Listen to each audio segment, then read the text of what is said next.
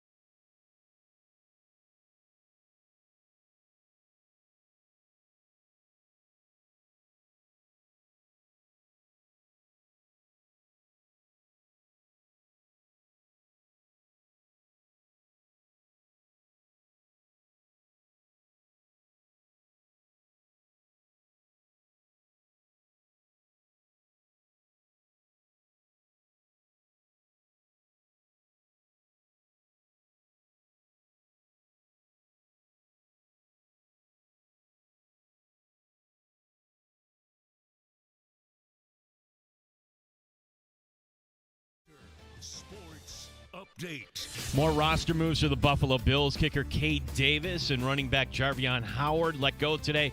Corner Zy Alexander, running back Elijah Young brought in for the team. Meanwhile, Bills defensive coordinator Bobby Babbage talking about the safety issue. I think when you look at it, there's a lot of different pieces, moving pieces right now, and we're seeing progress. You know, maybe it's delayed progress, but we're seeing progress in the way that it wants to go, whether that be from injury, availability, and we'll be good.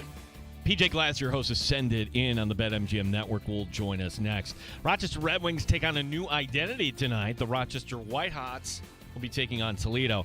Pirates over the Jays by a 2-1 score today. Right now in baseball, you've got the Phillies and Mariners. Phillies leading 3-2. They're in the 7th. Gene Battaglia, The Fan, Rochester.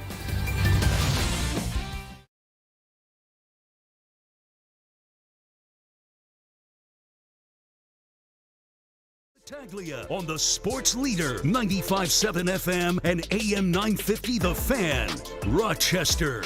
Not only do we have now our video stream up and running, Danny able to figure that out in a commercial break, because I should audition for the next Dr. Rick commercial, honestly, like when it comes to that stuff. So Dan, thank you. Not only that, but you can see what Dan looks like if you want to just log on YouTube, Twitch. Of course, we're on the Odyssey app. We're on AM 950 and 95.7 FM.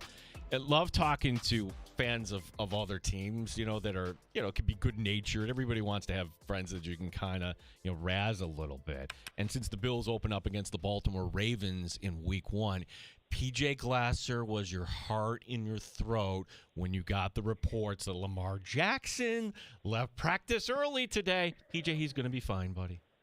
He is, Gene. He is. This is always the worst part of training camp. It's just like I being a Chargers fan, getting that notification a couple weeks ago that Slater was out for the year. Like, this is what we all fear as fans, right? As a Ravens fan, I mean, the worst, Gene, was like 4 years ago when Gus Edwards and then Marcus Peters both tore their ACL in practice on consecutive. I mean, that was insane. They had lost Dobbins like the preseason game before. So, look, we all know this is a part of the sport, right? And it happens every year, and there are just fluke injuries that happen in training camp and preseason, and you hope and pray that your team's not affected. So, yeah, I had people texting me, and I'm like, oh, God, not this, please. And then it's that he was just stepped on. He's going to be okay. But scary times, Gene. It's just like you see stuff like that, and you're like, can we just get to the games already? Can we just get to the football? This is part of the NFL's formula, PJ, is that, okay, we're hungry. No, we're going to make you wait a little bit more. Like we're in the restaurant. We see the open table. Can I have a seat? No, the kitchen's backed up. You're going to have to wait here. Okay. So that's where we are right now. We haven't gotten to our seat yet. Really, like, I don't know what can be said for, the final week here of the NFL preseason, but I guess we start with the Bills here at PJ coming off a 38-0 loss. And, Vegas putting the Bills as a 3.5-point favorite. I'm like, how and why? Like, why would people assume that Josh Allen and everybody else are going to play in this game, whether it's that game or anything else in the preseason, PJ? Is there anything of note here in this last week of pretend NFL football? Yeah, Gene, I'm probably going to stay away, to be completely honest with you. I don't think there's anything official I'm going to bet. I will say from a Bills standpoint, when you get embarrassed like they did on national TV too, right? Standalone preseason game, you lose 38-0.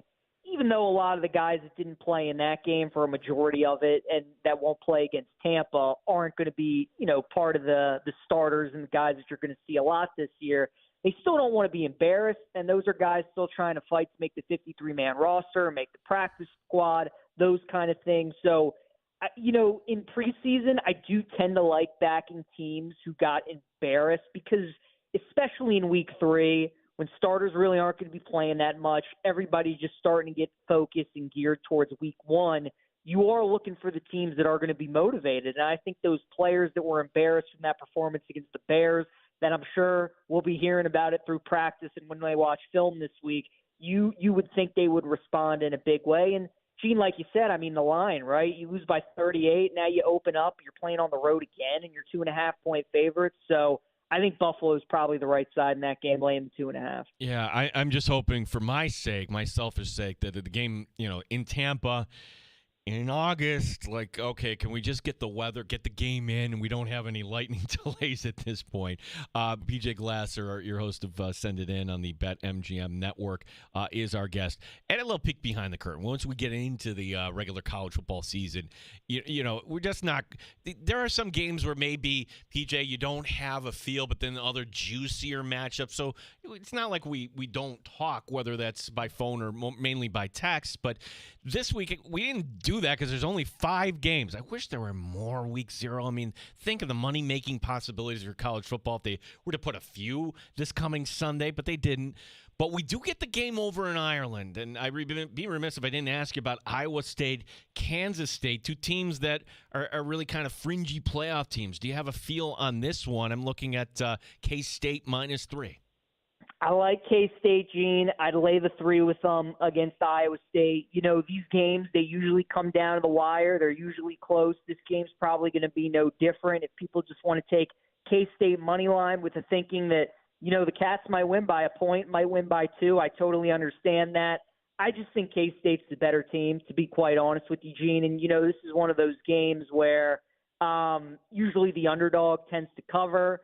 People look at how the games in overseas have gone the last couple of years in Ireland. You had Northwestern pull the upset on Nebraska. You had Georgia Tech pull the upset on Florida State this year. problem is Florida State and Nebraska didn't turn out to be good teams, right? So at the time, they were big upsets, but both of those teams turned out to be terrible. The loser of this game, Gene, I would be very surprised if they turned out to be terrible, right? So you have two good teams, but I think this narrative that people are building up that, oh, these underdogs have been so great out there in Dublin and these games are close in Iowa State, I think there's a reason that they're giving you that key number of 3 with the Cyclones. I like Kansas State. I think they might have the best roster in the Big 12, Gene, to be honest with you. It's all going to come down to their quarterback, Avery Johnson.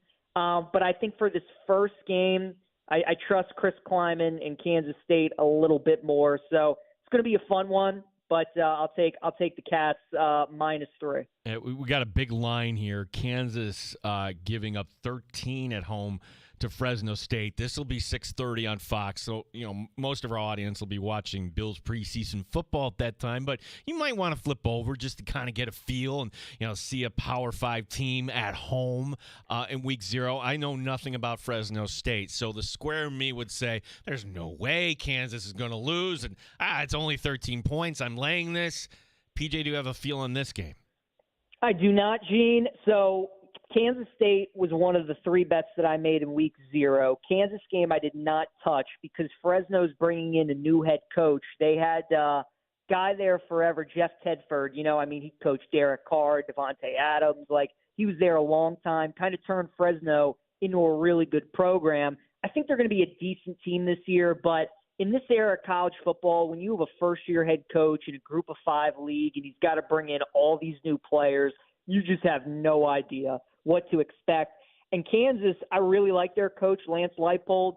They had a disappointing season last year, Gene, but they really closed strong. They returned their quarterback, Jalen Daniels. So I'm staying away. Kansas just opened up their brand new, $500 million stadium that's supposed to be beautiful.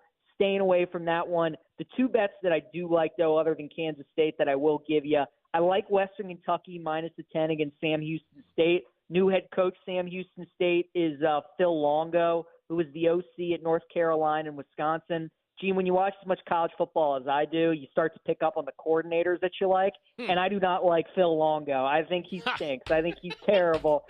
So we're fading him in Week 1 against Western Kentucky and Tyson Helton, who's done a great job at Western Kentucky. And then probably my favorite bet of Week 0, Gene, I got a trivia question for you. Okay. Do you know who the coach is of Stanford these days? I do not. No, I would fail on that. So, how about Frank Reich is your coach? oh, I didn't know this. Yes, I'm sorry. There. Yes. Yeah. Stopgap year, right? Andrew Luck's the GM now, so he brings in his buddy Frank Reich to take over for 1 year. I mean, Gene, need I say more? That's the handicap. We're fading Frank Reich early and often this season. I think Stanford has a chance to be one of the worst Power 4 teams in college football. And Hawaii, I think this is maybe the best team that Timmy Chang has had there. He's entering his 4th year. So I like Hawaii. We're in full fade of Frank Reich. I mean, the last time we saw him with Carolina, it was just an absolute disaster. So I'll take Hawaii in that one. I love the fact that, okay, they're college coordinators that make you go, ooh. If you had to say, all right, what NFL coordinator? I'm like, to me, I'm not a fan of any team that he's ever been on. It would be Arthur Smith. That would be the guy. Okay, this isn't going to work in Pittsburgh this year. Just my opinion, PJ. I'm not an Arthur Smith fan. I think mine would probably, and I know he's not coaching in the NFL anymore, but I mean, Gene, how many all-time bad defenses did Rob Ryan have before we finally got him out of the league? It's like this guy continues to get new jobs. Oh, Dallas has the worst pass defense ever. Oh, I'm like, all these teams, I'm like, what? When are we going to get rid of them? So anytime Rob Ryan was on a defense, I would usually target the other guys in fantasy that way. Yeah, if there was a baseball analogy, how is Patrick Corbin still pitching? Patrick Corbin for so many years, and that's okay. It's the contract. Okay, the contract's over with. Oh, Texas, we need a pitcher. Okay, great. My goodness, he got lit up again. Anyways, going way off the track without danger here today. PJ Glasser, our guest from Send It In. PJ, a couple NFL questions for you here. You on your show have a surprise AFC team. does this team make the postseason? Because I think if we're checking off teams that shouldn't be surprises, okay, the teams with the quarterbacks, right? Chiefs, Bills, Bengals, Ravens, put them in any order you want. They're all going to be good. I think Denver, with that defense at minimum, postseason right in the mix. Chargers, we like the Chargers. Then after that, it's kind of hard. So in all those teams that I didn't mention, who do you think could surprise and rise up? I'm going with the Las Vegas Raiders this year, Gene. They made substantial upgrades at two of the most important positions, quarterback and head coach, right? They finally got the head coach right. Like, we're done with the Antonio Pierces, the Josh McDaniels, the Jack Del Rios. Like, no more of that. They went out and they got Pete Carroll. We all know what he did in Seattle. Gene, I mean, Pete Carroll only lost more than 7 games one time when he was a head coach with the Seahawks. Now, I understand those teams were a lot better than what Ian Harris with the Raiders, especially those defenses. But you look at the offense for the Raiders, Gene, and Geno Smith. You know, we all talk about Jared Goff and how great Jared is indoors and when he plays in domes. Geno, in 14 career games, Gene, in his career indoors, has thrown for 30 touchdowns, 5 interceptions, and a 111 passer rating. Like, we don't talk about enough how great Geno is when you put a dome over his head. Obviously playing for Vegas, and then you get the game in SoFi every year against the Chargers. Going to be playing more than half of his games at least inside. So love that. They get Genti in the draft. Bowers is a stud. Defensively is obviously the concern outside of Max Crosby, and that's why the odds are plus 300 for them to make the playoffs, and the win total is 7.5. The division is obviously very difficult as well. But, Gene, I mean, as we know, every year in the NFL, right, there's a team or two that win total is about 7.5, that nobody's picking to go to the playoffs, and surprises. Last year we had a bunch of them: Denver, Washington, Minnesota. So last year was a little bit of an anomaly, but usually you get about a team or two that nobody's really picking that can surprise. I mean, Vegas, with the upgrade they made at quarterback and head coach, and I like what they're putting together. So I'm going to go with the Raiders this year as that surprise team that I would keep an eye on. And, Gene, another thing, too, the Lions were the team that was affected the most on defense last year by injury. The Raiders were too. So they should get some better injury luck around this year to help that defense just a little bit. But I would keep an eye out for Vegas, Gene. I like them a lot. Yeah, gosh, I love Ashton Genti. It's going to be fun to watch, and I wouldn't surprise me at all if they got one of those wild cards. I'm not ready to say division, but the Raiders, right? That would be really good for football. One team in the AFC East that I'm not worried about whatsoever. And we can't bet on this in New York State, mind you. And also, it's a little morose, right? Like, who's going to be the first coach fired? I don't want to wish ill will on anybody. But if we're just having that debate, I like Mike McDaniel, to me, in Miami, feels like somebody who is not going to be here this time next year as the head coach in Miami, PJ. Totally agree. Gene, you know I'm the kind of guy, too, that when it feels like everybody's on something, it tends to scare me a little bit, and it does feel like everybody really thinks Miami's going to be bad this year. But I don't see how you can like Miami, right? I mean, it's the same team that it's been the past 3 years, and people have been picking them as this dark horse team because of these weapons that they have at receiver, and A-Chain and Tua and McDaniel calling plays, and it's like it's the same team. And we've seen this formula for the last 3 years, and we know what the Dolphins are, and they're front runners, and they beat up on bad teams, especially at home. But if you ever ask them to play somebody that's better than them, especially on the road, they don't win that game. McDaniel's on the hot seat. Gene, their first 3 of their first 4 games this year are against divisional opponents. They get the Bills in week 2, the Patriots in week 3, the Jets in week 4.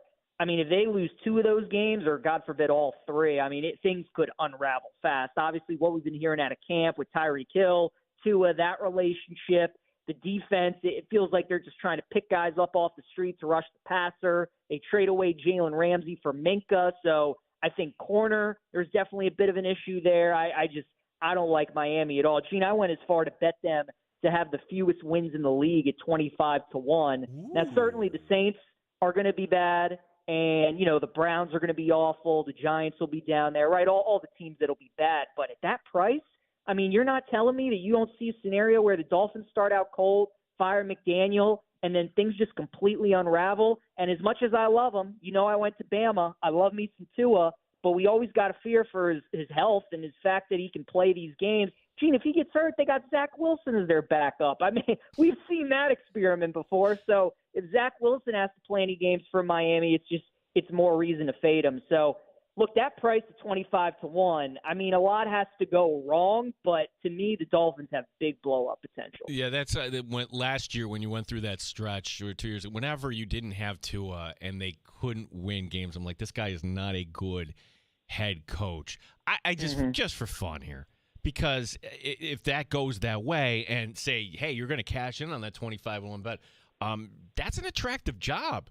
Yes. Because, okay, you might have to deal with Tua for a year, but you get to pick your next quarterback potentially. And if you don't like it, you have all that capital. You're from Alabama, PJ. You have crimson blood. Where do you come down? Is it just a bunch of sports radio jibber jabber about Nick Saban coming back, or would you actually believe that somehow that sticks in his craw that he failed with the Dolphins? Could you see Nick Saban ever coming back to the NFL, whether that's with the Dolphins or some other team?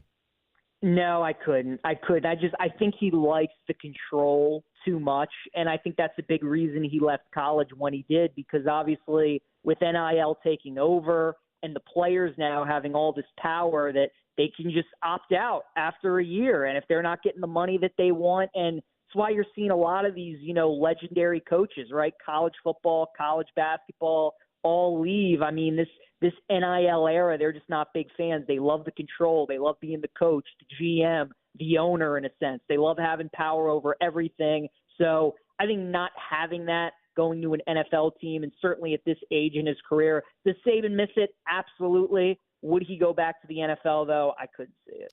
The team that's been the worst in Major League Baseball this year, Colorado. However, they haven't been at White Sox level, 2024 White Sox level in recent weeks. They're doing a little bit better. So it's in that context that I give you this game tonight. You would think Shohei in Colorado, the money line here, PJ, is 320 for the Dodgers. Like, if it gets that high, even though it's Colorado, is it worth going the other direction? It would be the only way I'd bet the game. I mean, there's no way I'd ever lay a minus 325 in one baseball game, right? I mean, there's just so much that can go wrong. So it would either be Dodgers run line if you feel like you have an edge, or it would be Rockies run line, or honestly Rockies money line if you feel like it's a good spot and the number's just too big. But if you're going to bet the Dodgers on the money line in any capacity, would probably money line parlay it.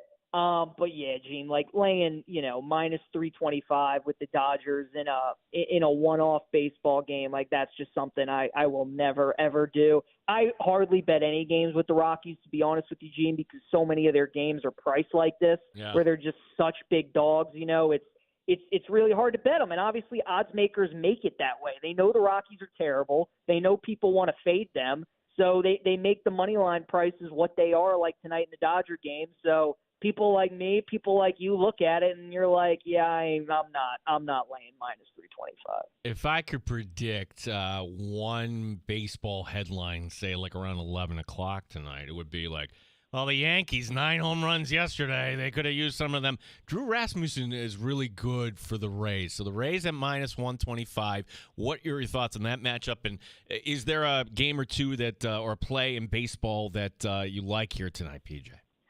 Yeah, I do like the Rays tonight, Gene. Rasmussen does have good track record against the Yankees. And like you said, they were on fire last night. Rodon was on the mound. I thought that was a good spot for them. But the fact they're dogs tonight, winners of 4 in a row, all on the road, I think that's a good indicator. Tampa's the spot. So I do like them at minus 120. I also like the Reds tonight, Gene, at plus 110 against the Angels. The Angels have the pitching advantage, which is why they're favored with Kikuchi against Martinez. But Reds are playing good baseball right now, and they got to keep pace with the Mets, obviously, who have this series against the Nationals. So Mets have a great opportunity to try and win some games and hang on to that final wild card spot. Reds got to do the same. I like Cincinnati tonight, plus the 110. Last one, any thoughts on golf this week? Because we'll get that little break. The official season of 2025 comes to an end. The Tour Championship, last match here, PJ. Yeah, I like Scotty Scheffler, Gene. Going to go out on a big limb there, right? There's Yeah. there's my analysis Wow, for all you. right. Very good. Thanks for coming on, I PJ. will, yeah, exactly, Gene. I will say, if you are going to bet golf this week and you are going to bet an outright, like I really would bet the without Scotty market. I mean, the guy's just so good. He's on such a roll right now. This course really is the perfect fit for him. There's a reason he's plus 170 this week in a 30-man field. So even though, if you were to bet somebody like Victor Hovland, who's 22-1 with Scotty and drops to 16-1 without him, like I think that's worth it. I'd also look at the top 5 market, Gene, top 10 market. You can pretty much get a plus money on any guy in the field this week to finish top 5 outside of Scotty Scheffler. And East Lake's a tough course. This rough is very tough. It's very penal, so you got to keep the ball in the fairway. You got to have a good short game. So that's the way I would bet it. Just betting outrights when with Scotty in the field, it's just become too tough these days. So if you're going to do that, I'd look the without market. But I really think the top 5, top 10 market, probably the way to go this week. PJ Glasser, send it in. PJ, tell everybody, and it's going to be a little different here with football season kind of around the corner, where they're going to be able to catch you on the network here. Yes, it is, Gene. So we got my show Send It In every Monday through Friday, 1 to 1:30 p.m. Eastern Time. It's on Twitch. It's on YouTube. We live stream the show on X as well. You can just check it out at the BetMGM Network. So we'll have that. And then, we're going to be super busy during football season, Gene. Can't believe it's back. We got college this week, week 0, week 1 coming up next, NFL here before we know it. So we have made it, my friend. We are back. Yeah, and maybe next week we'll get your thoughts here on tennis here too, PJ, because the story that came over today, I don't know if you saw this or not. Goff fired her coach. Goff, help me out. What's her first name? Goff. She's really good. U.S. Tennis player. Was that Coco Goff fired her coach today? I did not see that. Yeah, Coco. Coco. Love it. Coco. You're a good sport, PJ. Appreciate you, bud. You're the man, Gene. See you next week. See ya. PJ Glasser. Send it in. And yes, if you're new to this show, that is certainly with a little hat tip to Scott Van Pelt, ESPN, and that happened totally organically on our show, where one day PJ was just talking about U.S. women's soccer and Megan Rapinoe. Like, what? He backed that up. Who? And look, the kind of the irony, what makes this bit rich. We're the last people who should be talking about accents. Yeah, Rochester. Like, every time I go downstate to see my friends down there, hey, Gene, how are you? How's everything up in Rochester? Yeah, we can get a plate. What do you think there? Yeah. How about the Bills? Like, so here we are, like, digging at PJ, and he's just a great sport. So PJ, love having PJ on with us. PJ Glasser, send it in. We invite you to check that out. Guess what? We got Maggie Gray coming up next hour. Talk about some of these Buffalo Bills issues. We'll get you caught up on the Bills news today. Some more moves at the bottom of the roster, but one in particular will kind of put your mind to rest about one position that had been an injury concern for the better part of this training camp. We have time for your calls at 866-4FAN, 866-4326. And yes, our YouTube is up, so you can watch there and leave a comment as Dan is waving. I like how you are of all the people. I forget. You look at the camera. You're pretty good at that, Dan. Well, I would hope so. You would hope so. You're waving. You're Hey, guys. smiling. Hi, how you doing? Dan DeLorean. Welcome to the show. It's the Fan, Rochester.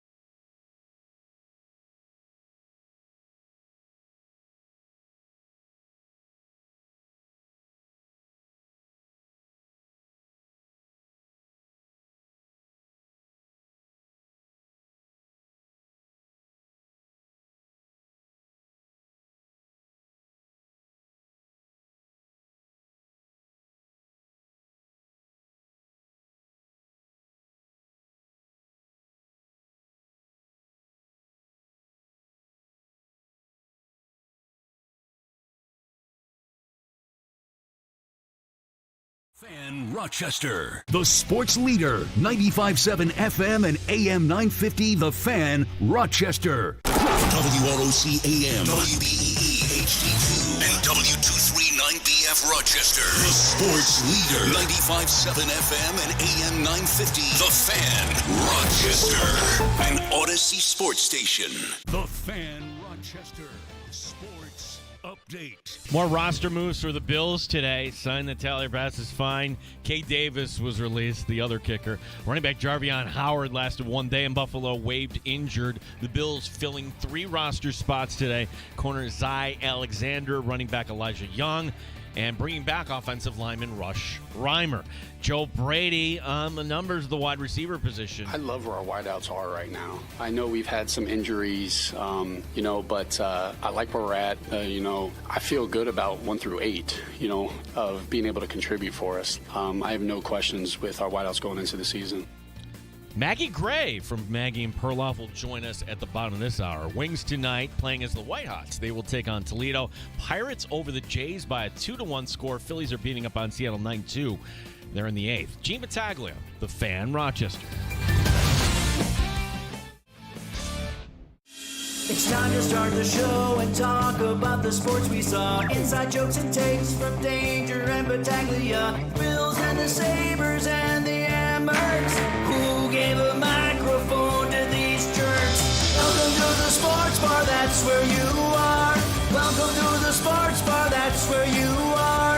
Welcome to the sports bar, that's where you are. With Danger and Battaglia. Yeah, whenever you get a Little League game that is just going back and forth, it's so much fun. Nevada and Connecticut right now, while we're at the break. Center fielder for Connecticut, diving catch in center field. That's the second out. Next kid goes up and doubles, and then base hit to right field. The right fielder on one hop throws him out. Just a dot. Just a dot. Unbelievable skill and talent. These are 12-year-olds. Welcome to the sports bar. It's a Danger and Draw Me. I can't sing. Thanks to our friend Sean in Long Island for putting that together. Maybe Sean in Long Island can. Wouldn't that be funny? Like if we just redid the opens, but it was your name and Danger would be freaking out when he came back, or something like that, or somehow. Oh, by the way, while you're watching there, I'm in charge of hitting the buttons there. I identified you as Mike Danger. Sorry, as now it's correct. That's okay. Dan Drummy is there. Thank you. And there's a couple buttons, and I just simply hit the wrong one out of habit, Dan. It's okay. You got your buttons taken care of. I got all mine over here, so we're good. Maggie Gray from Maggie and Perloff, who she's got Rochester roots. She is hosting a national radio show. She will be joining us here at the bottom of the hour. Not too many national radio show hosts can you actually talk Buffalo Bills beyond the surface level. Mm-hmm. Oh, Sean McDermott, yeah. Oh, Josh Allen, yeah. No, she pays attention. She will have take. She was our Take of the Year winner a couple of years ago, talking about what it would take. So, yeah, there's going to be a variation of that. What is it going to take type of question coming Maggie's way. Maggie Gray will join us at the bottom of this hour. You are welcome to join us at 866-4FAN, 866-4326. You can write to us on X, The Fan Rochester. As many people did off hours last night, including our friend Chris in Kentucky, who pointed out, now I guess there was some water main break at KeyBank Arena last night. Catch that. Yeah, there was a concert, and then this just looks bad where, okay, we're not letting people go down this certain area, and then the water's coming out, and boom, it's tile ceiling, tile from the ceiling crashing down, and that's not good. So that's. Hey, we're gonna need money to fix the arena up. So we're gonna be on to the next thing before you know it here. Yeah. Does that qualify as something that I'm not putting that into the category? We need something bigger than that to happen, because our streak of things that happen while Mike Danger is away. Is it going to come to an end? Well, I thought for maybe a hot minute we might have had it, but no. Lamar Jackson's just fine. Good. Lamar Jackson leaving practice 40 minutes early, and that sent Ravens media searching Ravens Twitter into a frenzy. And Ravens PR, just as we were coming on the air, said, no, he got his foot stepped on. He'll be fine. which if you've ever had your foot stepped on, I would think it wouldn't be good. Especially if it's like by 300-pound defensive lineman. That would something would be not good. We do this every time normally when Danger's here, picking a week 1 game. And, Dan, putting you on the spot here, see if you agree with me. Okay. Today's week 1 matchup, it's Washington and the Giants. So Washington, team that was in the NFC Championship game. Giants, team that not really good, okay? They've been picking in the top 10. And my gosh, they're keeping the band together in terms of the head coach and the GM. And, what's going to come out of this at quarterback? Here's what I think. If the Giants are getting 6.5, I don't believe the Commanders are mature enough to blast an inferior opponent in week 1, especially a divisional opponent where you might know some things. If it's Mr. Unlimited at quarterback for the Giants, and you could say eek to that, Dan, if you just were watching. I don't like any of the quarterbacks they have in New York. None of them. I agree, but I figure if it's Mr. Unlimited, he's not going to lose you that game. He's going to check it down. He's going to play it safe, not going to turn the ball over. I would feel actually better on the Commander's side. I know it sounds crazy if the Giants are just like, okay, it's Jackson Dart time. Put out Jackson Dart. Is Jackson Dart ready for this week 1? No. And would the line go up higher than 6.5? I would guess yes.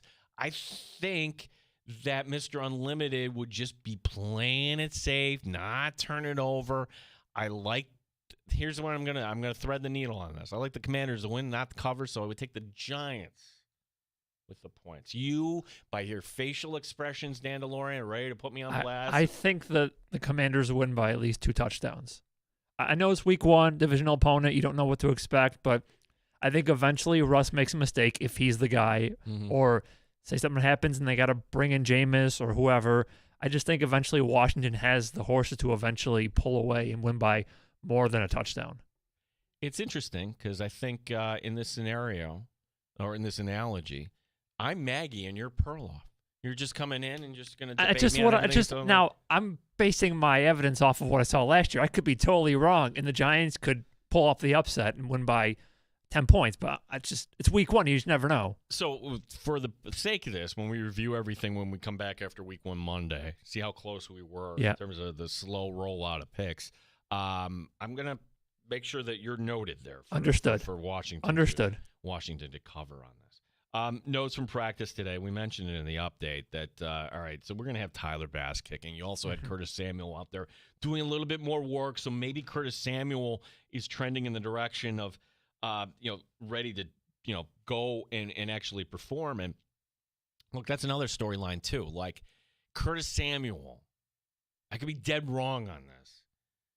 Curtis Samuel is not going to be on anybody's roster other than the Buffalo Bills this year. He's not getting traded. He's not getting traded. You can't because, who is going to take on that contract? There's going to be other options.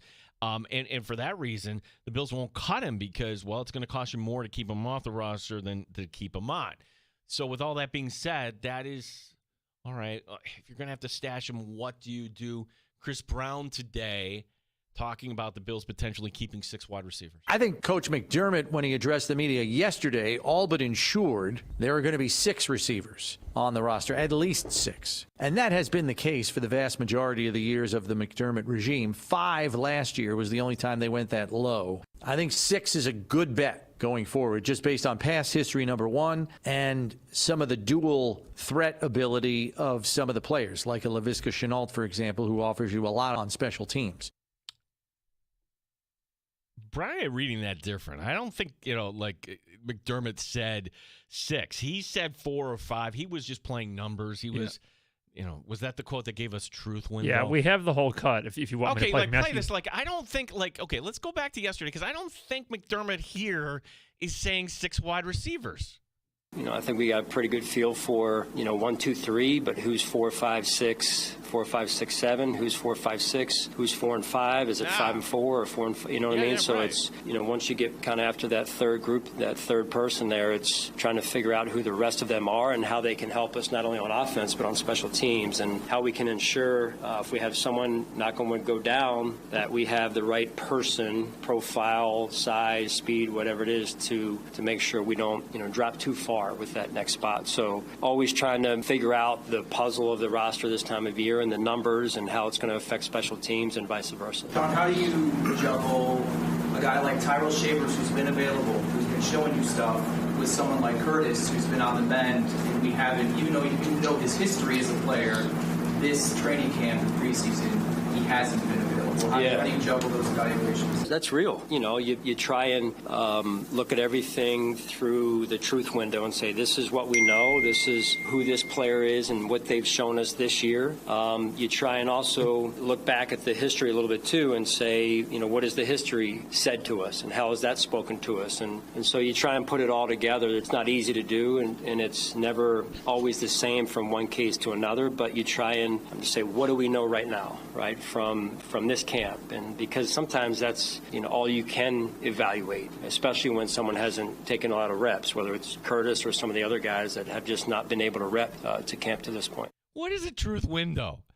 Is it like some like Harry Potter sort of thing, or like I'm a sorcerer, I'm looking into my crystal ball? The truth window says do not keep 6 wide receivers. Like, can you reach out to either Perino or Fairburn or Sal tomorrow and say, hey, because isn't Sean talking tomorrow to the media? Yes, Have someone just ask him what is the truth window? Yeah, ask him what that is. I don't think that would go very far.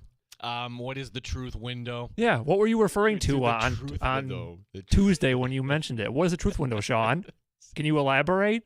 We want to know. I'm going to write a story about it. Is it that meme where like the guy is pointing in the mirror to himself and get saying, out there, make it about you. Make it about you. The truth window. I'm looking in the truth window. That's what I picture. Apparently, the truth window is something in architecture. Who knew? Where like you see different layers of. I don't even know. What is a truth window? How about just we're going to be honest with ourselves? Like that would be kind of the way to say it. We're going to pick the best players for this roster. End of story. Dan, the 6. If you're going to say 6 here, it's Elijah Moore. Now, Elijah Moore wasn't good in that Bears game. He was bad. Yesterday, when we were joined by, not Matthew Fairburn, but Perino. Matt Perino. Matt Perino joined us. And as he does every Tuesday, by the way, at 3:25. And, hey, Elijah Moore making this team, it would cost $2.5 million to cut him. And he pointed out, Gene, you're not seeing practice day to day with Josh Allen. Apparently, Elijah Moore had a good practice yesterday. So we're seeing what we see on the field. I didn't notice Elijah Moore, the Fisher portion of camp. Okay. So take that for what it's worth. He didn't flash to me. Shavers did. And Samuel does bring you that sort of, hey, he's done it in this league. See the Bronco playoff game last year. If anything, the 6 might be Chenault. If you are that serious about special teams, and if Chenault is your 6th, then does Codrington go bye-bye? Because Brandon Codrington offers you nothing on this team. Who's kick returning for you then? It's Chenault. Okay. Chenault would be the guy that would be your punt / kick returner, and maybe if we see a little bit more showcasing Laviska Shenault, Codrington as a punt returner is better than any of these other options. And no, I don't want to see Khalil Shakir. No, I don't want to see Keon Coleman as a punt returner. Mm-hmm. No. I understand that, yes, back in the day, you would have Tyreek Hill with the Chiefs. Maybe you get to the postseason, there will be a situation that might lend itself to something like that, because I think Shakir is slippery. I wouldn't do it.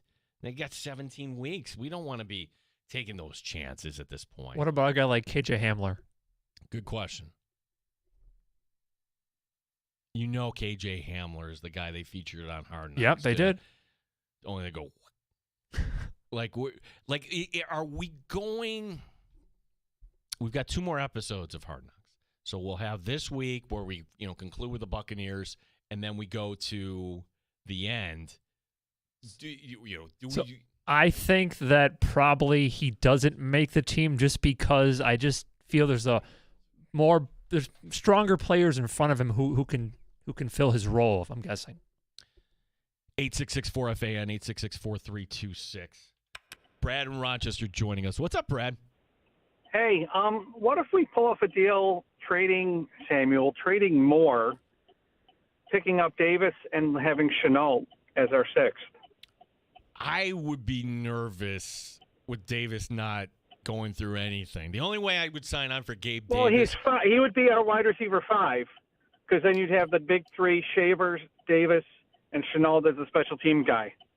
My honest opinion, I think the only way they bring back Davis is the onboarding, meaning, hey, you're on the practice squad, and if he hasn't had any meaningful football since last season, I wouldn't chew up a roster spot. That's just my opinion on that.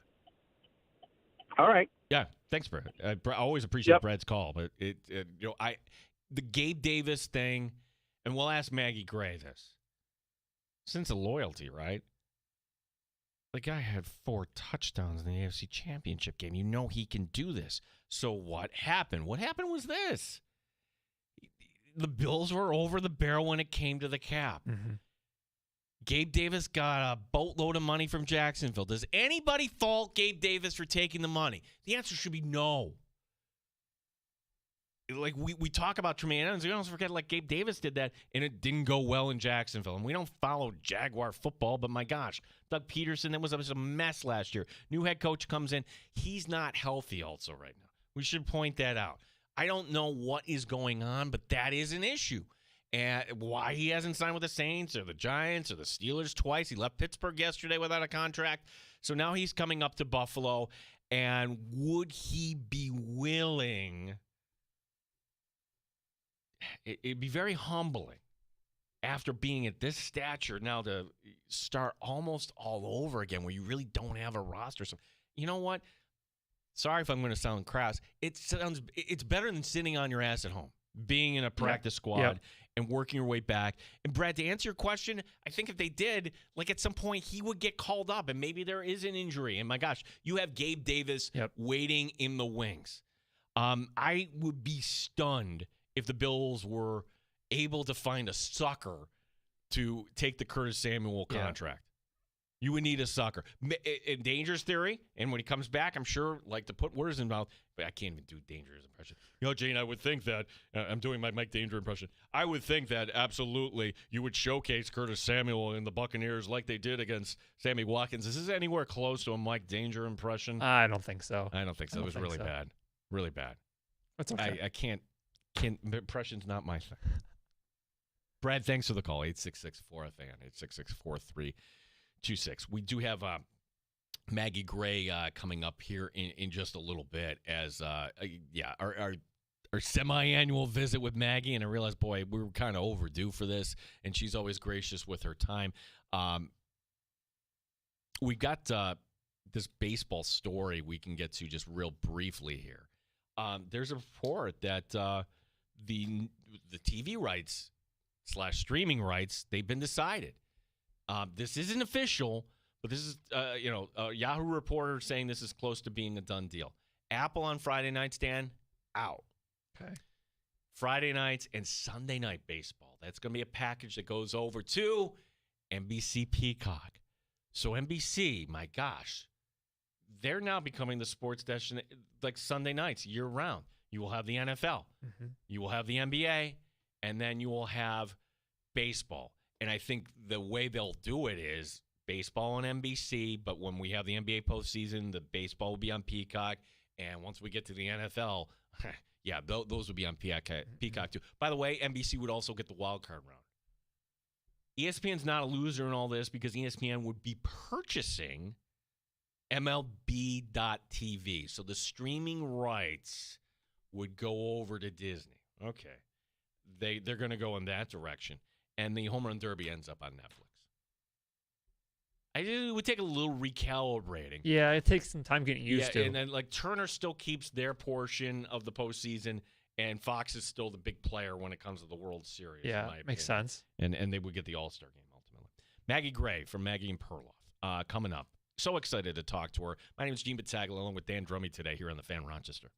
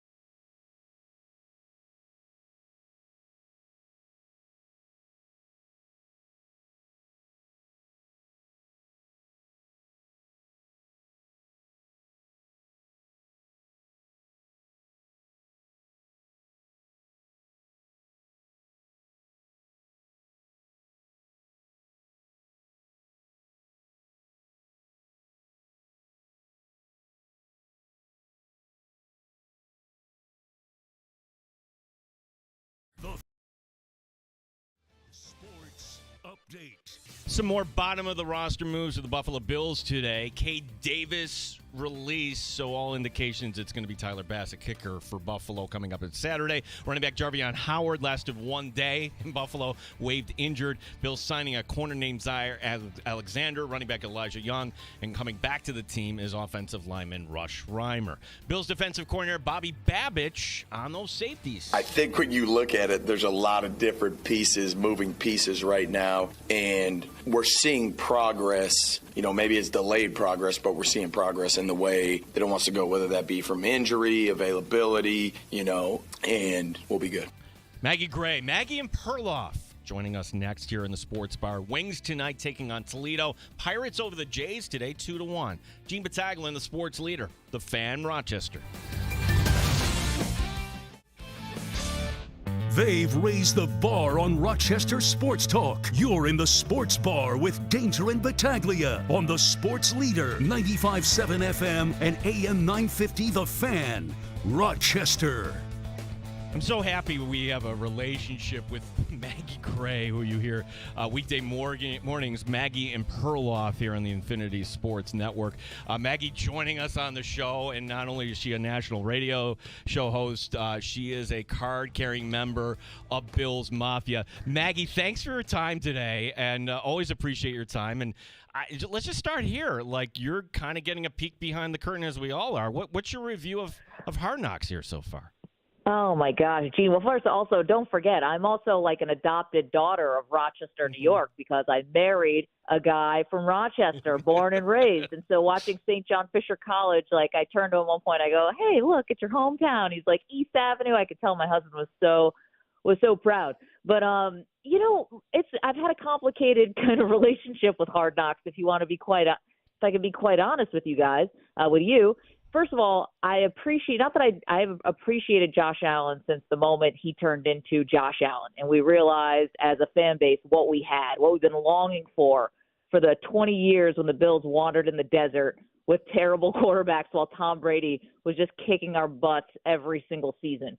So the fact that I've always appreciated Josh, I almost appreciate him even more now after watching Hard Knocks. And it's not because of the PR stuff, which he's great at, and being cool to fans and all of that. He's just everything to this organization. And I think I knew that deep down, but I feel like Hard Knocks has really driven that point home. And I think you can even tell when he's not on the field in these preseason games, which is fine. I have no problem with him not playing. But they just don't have juice. He brings everything. I think he is so the ultimate tone setter in every single way. So my first thing is a positive. I just appreciate Josh Allen even more than I already did. And then I would say the second thing is I'm a little concerned. I'm a little concerned because I don't know how much they fixed, their defensive, issues, particularly the ability to stop the run. I'm worried about the secondary, more actually than even the ability to stop the run. And so I'm a little nervous about the defense. But, overall, I think this is Sean McDermott. This is kind of who we thought he was, right? He's never going to give you the rah-rah speech. This is a guy who's totally cut from the Andy Reid cloth. He's just going to be super consistent. And, for better or for worse, if the team's going to get really amped up, it's not going to come from the head coach. It comes from the quarterback. Yeah, I mean, and you're dialed into this team. So one of the storylines here, look, we were spoiled all those years. Poyer and High, backbone of the defense. Didn't have to worry about it. Now that 2 years later, we're still searching. Okay, Taylor Rapp we like. Sean McDermott yesterday saying pretty much the position's open. Well, that's not going according to plan because that was a second-round pick in Cole Bishop, and maybe Bishop's going to be okay, maybe somebody else. Maggie, it's August 20th. Is this a concern or no? We still have time to figure this out. It's a concern. It's a concern. But you know what? This is where Sean McDermott's got to, this is where at times when he's done a little bit more with less on the defense, he's still been able to keep this team one that we feel is a Super Bowl contender. And should be in the Super Bowl, quite frankly. So I guess I have to give him the benefit of the doubt, but I'm certainly concerned. And I'm not trying to be negative here, but I just see something that might be a little realistic. And again, I could be completely wrong, but I am a diehard Bills fan, so I could see it maybe going this way. I could see them actually starting 0-2. I could see it and then, ripping off 4 in a row or something like that. I don't know how much to read into Hard Knocks, but it just did feel like there wasn't a lot of juice, and Sean McDermott has kind of said as much. And I think that the Ravens are going to come in with some serious like revenge on their mind. And I could see that game. I could see it going a lot of different ways. Let's be honest. And then, you see what happens week 2 with the Jets. It's always tough, those divisional games. The Jets always give the Bills a little bit of trouble anyway. And then maybe they rip off, like I said, like 4 or 5 in a row. But yeah, I'm definitely a little concerned on the defense. And, the offense, like, I think they've earned the benefit of the doubt, no doubt, that Josh has. They're an explosive offense, not a lot of big names in the receiving core, but that's what Josh Allen is for, right? He'll be the rising tide that lifts everybody. Yeah, it's interesting about the juice here. And one storyline that they wrapped up, James Cook, he got his money. Yeah. Well, Christian Benford got his money, and Terrell Bernard got his money, and Greg Rousseau got his money, and Khalil Shakir got his money too. And granted, they all weren't out there against Chicago. Is there any risk, Maggie? And hey, we're going to take care of all these guys. They're important to our culture, but is it a human nature thing? Like, hey, I'm okay here. I mean, is that part of where maybe this juice that is not coming from? Like, everybody got taken care of here, basically. I'm so glad you brought this up, Gino. I was literally talking to my husband about this last night because, of course, he's a diehard Bills fan as well because he's from Rochester. We were just talking about this. It's such a great, idea that you draft your guys, you develop your guys, then you pay your guys. Like, this is exactly, in theory, how you always want your team to be built. You don't want to have to worry about free agency. You don't want to go through what the Cowboys go through every year with these ridiculous holdouts and distractions and hold-ins and all of that stuff. You want things to go smoothly. But I'll tell you what, I'm watching these guys, like, they're drift racing or whatever Deion Dawkins does, and he's gotten paid multiple times. They got the horse. They got 30 horses at Oliver. Like, good for you, but, like, that's a lot of horses. These guys all feel like, they've won the division 5 years in a row. They deserve to be feeling themselves. But to be honest, like, the ultimate goal is still out there. And I know they've played a lot of football over the last few years, but like so have the Chiefs and so have the Ravens. And so, and Cincinnati's, might be right behind them. And who knows what's going to happen with the rest of the AFC West. And I hope that they haven't gotten complacent because honestly, like they haven't accomplished the goal yet. And so, I love the idea that you draft your guys and pay your guys, but yeah, did they all get paid right at the same time? And can I also bring up something else? I don't know if you guys were talking about this today. Did James Cook, what was going on with him? What was going on? He seemed a little out of it the day that he signed that contract. Is that just me? Maybe I'm reading into it a little too much. He's very aloof. Like you wouldn't want him on as a radio guest. And honestly, I don't know if you stuck with the preseason game. And Maggie, at 2 minutes to go, I'm like, okay, I'm done. I can't do any more of this. I think I'm okay for the show tomorrow. And so there's Pam Oliver with him, national TV, and she asked the question, there's no crowd noise, and he's not paying attention. He's like, I'm sorry, I wasn't listening. That's who he is. He's just very kind of in the clouds, and like everybody loves Jimbo, but man, Jimbo, I think he's on a different time zone there sometimes. It's funny. One thing when I did a show, now I do a show with like McLovin from the Dan Patrick Show. We have a great time. We have it's a fun show. We keep it fun and light, and we argue sometimes, but it's all in great fun, and it's awesome. I used to do a show with Bart Scott, and Bart had a great, the former obviously linebacker for the Jets and the Ravens, and Bart always had the great line. He's like, listen, money doesn't change you. Money makes you more of what you already were. Oh. So I'm hoping that this is going to be good for the Bills. James Cook, he's aloof. He was aloof, being awesome last year. Keep being that guy. If that's you, do you. And for the rest of the guys, I hope, that they keep that same edge and that same fire and the same desire because, they've all gotten paid. And I saw James Cook. I was like, man, were you like celebrating last night? What was going on with you? Because they rightfully put the sunglasses on him before they took the photo that they put on social media. And now you see the behind the scenes of Hard Knocks. I was like, yeah, that was whoever came up with the sunglasses was really earned their paycheck. Yeah, we did our own little prop bets for Hard Knocks. We do it every show, and like it was so easy. I'm like James Cook, Brandon Beane, man hug. I put it at a half. No, there were 3 man hugs between the two after that. I'm like, wow, we're really low on that. Maggie Gray, Maggie and Perloff, who are here on the Infinity Sports Network, our guest. Maggie, a couple more Bills ones for you, and this is a topic that I think is more emotion But right before you got on, like, we took a call, like, hey, the Bills should bring back Gabe Davis. And, like, he's coming in for a visit. He hasn't been on the field. What do you do with somebody like that who had one of the best performances all time in franchise history in a playoff loss? But, man, I don't know. Like, where do you come down on bringing back Gabe Davis? It's like getting back together with your ex a little bit, right? Yeah. I mean, listen, to be if we're keeping it real, I don't know if I'd even rather have Stephon Diggs actually than Gabe Davis. But Gabe, I probably wouldn't be expecting a lot if he did come back. I might think he'd be even more like what Matt Collins maybe did kind of last year, where he just sort of really blocks a lot, and maybe maybe he's good for like one explosive game like he was in the 13-second game. I mean, nothing will probably ever compare to that, like, highlight of his career. But how much does he really have left? It's kind of the same feeling, maybe not to be unfair to Gabe, but it's a little like the feeling I have with watching Tre'Davious White back with the Bills. Like, to be honest, the last time, that I thought that we would see Tre'Davious White was him kind of signing a ceremonial one-day contract with the Bills to sort of retire a Bill. I didn't think it would be like him making the 53 and then, oh my God, like, we're really going to need Tre'Davious White back there because of injuries. I guess, like, I don't have a really strong feeling about it. To me, for Buffalo, it's going to have to be about the younger guys. It's going to have to be about whether, Khalil Shakir can be healthy. Keon Coleman's got to turn into a star or, close as can be.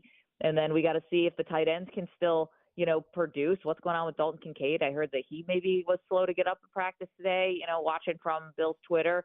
And, these guys have to be there for Josh. And then obviously, what you have with James and you love Ty Johnson as your third down guy and Ray Davis. So I think they certainly have enough. I don't know if they need Gabe. I really don't. Maggie Gray, our guest here. One last Bills one for you here, and it's just a quick story. We had, for the first time, we had McDermott on our show, and this was at the Fisher portion of camp. He was gracious. We did the interview. It went really well. And then it was a live on tape thing, so we get done with it, and a fan, she shouldn't have been there, but she got beyond the security, whatever it was, and which is, I don't care, but like everything. So within earshot, she's like, "Sean, I love you. Yes, thank you, ma'am. Thank you, ma'am. Yes, please bring us a Super Bowl." I'm like, oh my gosh.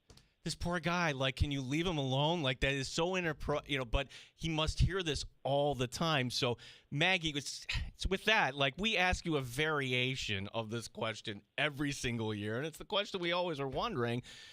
What is it going to take for this Bills team to finally get past Kansas City or whoever it is in the postseason? Yeah, it's going to take Sean McDermott having to outduel his mentor, and this is, like, I don't fault that lady for saying that. Because, McDermott now, it's been since 2017. You have the MVP quarterback. And, to be honest, like, did Josh even, the other guys had numbers where it could have been Lamar's third MVP. Joe Burrow was putting up MVP numbers. Why did Josh Allen really win that MVP? Because people looked at him and said, he's doing more with less, right? Like, he has to do more. He has to carry more. He doesn't have all these all pros, around him necessarily. And so, Josh is in the clear, I think. I think that it's McDermott who's really wearing it. I mean, we could maybe really nitpick Josh. You got to get into field goal range against Kansas City when you got the ball in your hands. But, like, we know how good he is. And I think it's going to be McDermott making sure these guys have the right mindset and making sure that he's doing as much as he possibly can with the defense. So, this is the other part of it, Gene, and this is not Sean McDermott's fault. But for all the rest of us, it's a complicated history when the team's very good. And the team was great when I was a kid, and we all know what happened. They couldn't get there. And now you're 8 years into Josh Allen, 8 years, and he's this good. And you starting to get that feeling again, like, oh man, is this going to happen? And what are we going to have to show for it? So I get the anxiety. That's why Sean makes a lot of money. And, I hope that he's the guy who eventually gets the team there. I loved him on the phone calling Marv Levy on Marv's 100th birthday. I mean, that kind of stuff for Bills fans is just catnip. I love that kind of thing. And Thurman Thomas showing up to camp and all of that. It's great. But, that team was robbed in so many ways. It just could never really fulfill the ultimate potential. And you hope that doesn't happen with this team. Thurman talking about the 1 seed. That was catnip for me because we're talking about that as the one thing here. A couple more from Maggie Gray, who's good enough here. Micah Parsons. How does this story end in Dallas? I mean, it's this feels different, Maggie. Yeah. I'm with you. So I started watching the Jerry Jones documentary. I watched the first episode. So we haven't gotten to any of the Super Bowls yet, which I'm going to totally fast forward through because, like, I don't need to watch that again. I watched it the first time. And also, you watch the Jerry Jones doc and you kind of feel like you need a shower a little bit afterwards because, like, he's so, like, dripping with, he's such a huckster, and he admits it. He's like, I'm so good at raising money and I'm so good at getting into debt, and then basically literally struck oil and got himself out of it. And, he says that there's one line in the first episode of this woman who says, we were America's team and then Jerry bought the team and now we're Jerry Jones's team, and he just wants to do things his own way. And it's so painful and silly and unnecessary and all of that. But this one does feel different because Michael Parsons doesn't need Jerry Jones. He doesn't need the star. He has his fame. He has his attention, his podcast. And he's an excellent player who will get paid no matter where he goes. So the Cowboys still have all the leverage here. He's under contract. They could franchise tag him for 2 more years if they wanted to and really draw this thing out. But I don't know. I could just as easily see them getting back together and this whole thing was a waste of time. And I can also see Michael Parsons just saying, you know what, I don't need this. And, either signing a very short deal and then getting out of it, like in 2 or 3 years, or something even more drastic. Yeah, well, hey, we have this daydream of him being traded to Buffalo, but I don't think that's going to happen. Maggie, you're talking a lot of college football on your show here for good reason, right? We're all excited, and I hope they don't screw this up by expanding the 28 or the cockamamie thing they have. But what, gosh, when we were young, baseball was number 2. Then the NBA. Has college football jumped the NBA? Oh, I think so. Yeah. I mean, we're on all over the country. Obviously, love being on Rochester, number 1, first and foremost, because I love it there and spend so many good times with my in-laws, my husband there. But we're on in a lot of college football towns all throughout the Midwest and the South, and it hits different. I think people are very interested in this year because you have a lot of very good teams, but no one is really like far and away. You could say head and shoulders like better than everyone else, or you think 8-9 teams could win the national title this year, the national championship. And obviously Arch Manning is a huge story. And I know everyone says, oh, he's going to stay for 2 years as a starter and he'll do all 4 in college. I don't know about that. I know that his uncles did that, but Arch is already doing things his own way. And to me, it's not so much about what Arch does at Texas. It's about where he goes in the NFL. Obviously, that's not going to be Buffalo. Don't need him. But, they're going to try to find a great spot for him because that's what it's all about with the Mannings, not did you win a national title in college, because both of his uncles didn't. So to me, I think if he has a great season, I think you could see him in the draft, and I think the Mannings will probably have a say in where he goes. Love the great debate today. The greatest. So if you didn't hear it, what is the greatest sound in sports? Maggie said the NFL chimes a do, which, okay, yes, that brings you to a place. I've got the draft. Got 2 more here. Hope. Yeah. What about the bells of the opening gate of a horse race, like a Triple Crown? Did anybody say that, or is horse racing so off the map now? No, I'm so glad you brought that up. So we have a very loyal listener to the show. His name is Big Dave from Kentucky. He's a former warden. He's a huge Cowboy fan, and he calls the show religiously, and he's calling from Kentucky. So he called and he said the call to post at the Kentucky Derby, that one, and we played it. We, my producer EJ and our board op Manny, like they scramble, and when people call to try to get what they're talking about, and it's a great sound. But we had, my co-host McLovin today said the doink when the field goal, hits the uprights. We had a lot of people called in when a slap shot hits the post, either goes in or doesn't go in. Tiger Woods thinking a putt, to win the Masters, just the crowd cheer, the roar of the crowd. So many great things for what's the best sound in sports. Maggie Gray, Maggie and Perloff, and proud. We're calling you one of us, as always. That's the biggest honor of my life. Do you understand how much like this just brings a smile to my husband's face? I'm like, I'm on with Gene in Danger today. He's Listen, like, I I'm want gonna listen. I want to put your husband on the show. He's welcome to call in at any point. You probably bounce ideas off of him for the show, right? Like that's part of his job, right? It's not him a little bit. He's a huge Bills fan, but he's not like this massive sports fan. Like he knows what's going on, but he's not in it like I am. But you know what I do use? I use his text threads, like his friend text threads. I'm like, hey, did this make your high school thread? Like, did this story make your college friends thread? So I use them as my little focus group, and they don't know. They're none the wiser. My husband has only been on the air with us one time out of the decade plus I've been doing radio. He came on the show with us one time because our basement flooded. And I remember this. I needed him to give me like hourly updates on what was going on with our basement. So my husband was our flooded basement correspondent. He did well. I remember that. Well, there's got to be. I don't want it. We should do it in a fun sort of setting. Anytime. Well, listen, our door is always open, Maggie. If you're up here for family reasons, but certainly would love to have him on. Maggie, we'll be listening tomorrow, 6 to 10 every morning here on the Fan Rochester. Always appreciate this, and let's try to touch base here during the course of the Bills season. Gene, thank you. Love talking with you guys, and excited about the Bills season. And here we go. Fingers crossed. Let's do it. Fingers crossed, as always. Maggie Gray, great job as always. Love that connection. And her in-laws worked at the U of R. So I think I remember you so talking I about think that. that's like, yeah. So, but then I don't know if her in-laws are still, I would assume. Sure. But I don't know if they're like sports people or not, which that's fine. But Yeah, good point. But that's a good point. So, but Maggie Gray, who you hear, and I didn't hear that part, like where they taught. I was so excited to say the puck. The puck is a great sound. It is. I was thinking, like when the buzzer goes off for like a basketball game for like the end of when they just go off at the end, or maybe like the baseball hitting the crack of the bat or hitting the catcher's mitt.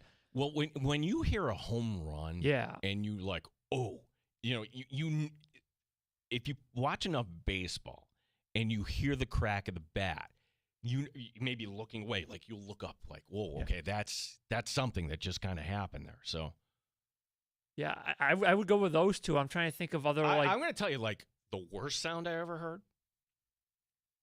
and it's Bills related. And Dan, it's like, and somebody, a coach might know this, a player, if this has ever happened to you. So, my second year, I'm a radio reporter covering the Buffalo Bills. I'm loving this, and it's a practice at Fredonia. Mm-hmm. Okay, so I'm covering a practice at Fredonia. I'm on the sidelines. It's the second half of a two-a-day, and the Bills have a rookie running back, a third-round pick named Sean Bryson, and he gets the carry. And when I'm telling you, it sounded somewhere between a redwood tree snapping or a gunshot. It was the loudest sound. And anybody who was there that day, when you have an ACL tear, you hear it sometimes. And everybody stopped instantly like, oh. So that's why when the car comes out and players know, yes, sometimes there are signs like that. So that to me is like the worst sound in sports, the sound of like a season-ending injury there. And Sean Bryson would come back the following year, and he'd do some good things. And I want to say he went to the Lions, but that's that's never want to experience that's at the opposite end of that. Anybody that has thoughts on Maggie Gray, feel free for you to call us 866-4FAN 866-4326. You can write to us. The Fan Rochester is our handle on X. We're on YouTube and Twitch, AM and FM, and free always in the Odyssey app. Happy Hour is coming up next. We'll get to some of the Bills' bullet points here from today. One idea with the Buffalo Bills certainly is kind of picking up steam here, and it seems to be kind of a hot-button issue. We will talk about that as well. More of your calls. My name is Gene Battaglia. Danger is back tomorrow. Dan DeLorean always doing a great job here on the Fan Rochester.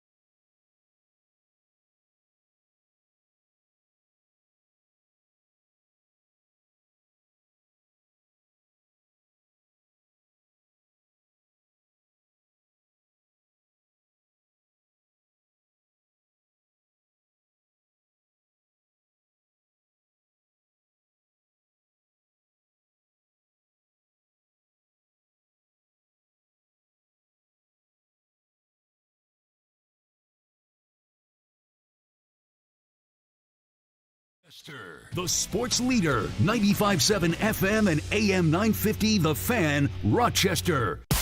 From the studios at High Falls, powered by Billick Electric, Rochester and Western New York's electric leader. This is The Fan, Rochester. WROC-AM, WBEE HD2, Rochester. And streaming online and in the Odyssey app at The Fan, Rochester. The sports leader, 95.7 FM and AM 950, The Fan, Rochester. An Odyssey sports station. The Fan, Rochester. Sports update. Roster moves for the Bills today. A clue that, well, it's going to be okay for Tyler Bass. Kate Davis was released. Jarvion Howard waived injured. He was here one day. 3 players signed today. A corner named Zy Alexander, a running back named Elijah Moore, and offensive lineman Rush Reimer brought back to the team. Joe Brady talking about that wide receiver position. I love where our wideouts are right now. I know we've had some injuries, but I like where we're at. I feel good about 1 through 8, of being able to contribute for us. I have no questions with our wideouts going into the season. The Rochester Red Wings take on a new alternate identity tonight. They'll be the Rochester Whitehots. Toledo is the opponent. Finals from today, the Jays fall in Pittsburgh 2-1. Phillies thump the Mariners 11-2. Tigers over the Astros 7-2. In the 6th, it's the Guardians leading Arizona 2-1. Gene Battaglia, The Fan, Rochester. It's time to start the show and talk about the sports we saw. Inside jokes and takes from Danger and Battaglia. Bills and the Sabres and the Amherst. Who gave a microphone to these jerks? Welcome to the sports bar, that's where you are. Welcome to the sports bar, that's where you are. Welcome to the sports bar, that's where you are. With Danger and Battaglia. A lot of reaction coming in from the Maggie Gray interview. Welcome back to the Sports Bar. Gene Battaglia with you, as Mike Danger will be back tomorrow. Dan DeLorean, always man of many hats here today. Very true. It's not the Vikings hat. It's a U.S. Polo. Well, I meant that figuratively, but literally, you do have a lot of hats. Very true, Gino. Very true. Facts. Jack writing in. And again, our handle, The Fan Rochester. We're always easy to reach. Maggie effing Gray, another great sports bar interview. Jack, you're absolutely right. That's her middle name, Maggie effing Gray. Chris writing in, what makes better? This goes back to what's a good sound in baseball, the debate. When a batter makes contact with a bat and you just know it's well hit, that's the best sports sound ever. Good point. Chris going off the reservation here. Would you trade Josh Allen for the first pick to get Arch Manning? Not saying I would, but as a hypothetical. Oh, I think, no, I'm not even going to go retweet that, because if you retweet that, I feel kind of, no, not at all. Is he even influenced by Ryan Hickey with that's that? all, What's he doing? It's Hickey 2.0. Why would you trade Josh Allen for anything? No. I guess from the standpoint of, if you're just, okay, follow me on this. Okay. If it's just a stock, and for Josh Allen, well, the stock is going to expire in 5 or 6 years. And if you knew you had the next guy in line, but I would say this, like Arch Manning, you really sure? You sure? The only Josh Allen trading is Josh Hines Allen. That's Yeah, it. that's Not it. trading No. Josh Patrick Allen. Thank you, Chris, though, for the call. And I again, I can't tell you if he's being serious or if that's kind of clickbaity. Time for calls, 866-4FAN, 866-4326, as we've got shots coming up, and we've got the Bills notes from today. We rattle off, this is what's going to happen at the bottom of the roster here. Like, it's going to be a lot of churn. And why are the Bills really worried about running back number 6? I'll tell you why. Because you're not going to see running back 1, 2, or 3 in this game. And nor should you. I think we're fine with James Cook. I think we don't need to see Ray Davis, and Ty Johnson got his little tune-up as well. Just rest everybody from here on out. So the former Syracuse running back, Jarvion Howard, not signed anywhere. Hey, come on in. Get some work. We'll pay you. Great. He injures his ankle, so he gets waived injured. A running back named Elijah Young. And you really got to know your draft football to know who Elijah Young is. He's out of Western Kentucky. He went undrafted. He was brought in by the, checks notes here, Chiefs, and then they let him go. Zy Alexander. Chris Trapasso had him as the 25th best corner in this draft. Went undrafted. He goes to Seattle. Seattle parts ways with him. So Zy Alexander, all right, like maybe you could do something here in a week plus to show maybe you would get a call back at some point, and then an offensive lineman named Rush Reimer is brought back too. So, Dan, just a lot of kind of, pieces there. I thought Maggie's take on what would it take for the Buffalo Bills, and it's interesting, right? I would think the consensus for Bills fans would be there needs to be a play on defense at the appropriate time against the Chiefs. Yep. That's too many times you've seen the Chiefs make the big plays, whether it's the 13-second game with Tyreek Hill going la la la la la, or Kelsey beating Milano to the corner of the end zone, whatever it was.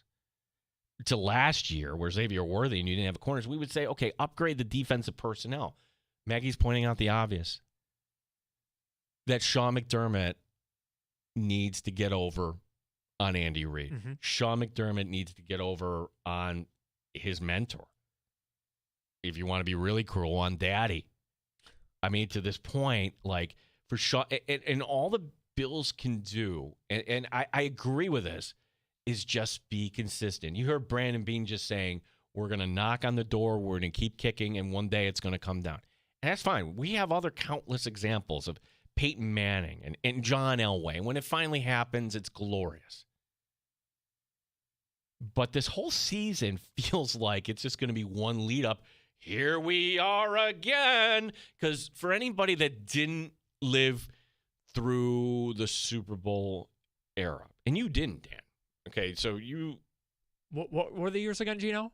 90 to 93. How old were you? I was very young, but I don't remember that. I was alive, Okay, though. well, all right. Fair enough. A technicality. I was alive. A technicality. I was very young, but I was you alive. can't comment on what that was like. I cannot. You cannot comment on that. All right, let me comment on this.